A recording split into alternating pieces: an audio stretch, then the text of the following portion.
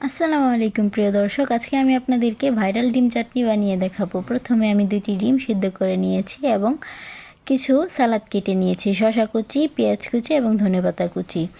এখন আমি চাটনির জন্য তেঁতুলও কিছুক্ষণের জন্য ভিজিয়ে রেখেছিলাম।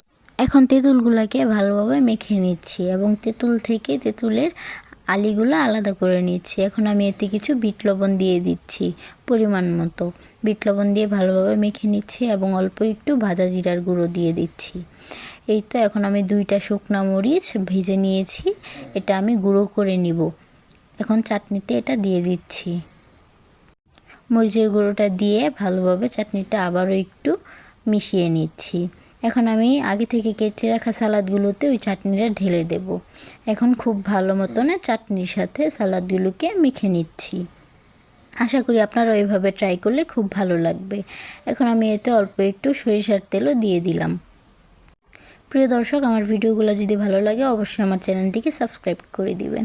এখন আমি ডিমটি মাঝখান থেকে কেটে নিচ্ছি এবং এর ভিতরে সালাদ দিয়ে খেয়ে নেব। মাশাআল্লাহ, যেই স্বাদ হয়েছে না। প্রিয় দর্শক, আপনারা এভাবে বাসায় ট্রাই করতে পারেন এবং আমাকে কমেন্ট করে জানাতে কিন্তু ভুলবেন না। ভালো থাকবেন। আসসালামু আলাইকুম। আল্লাহ হাফেজ।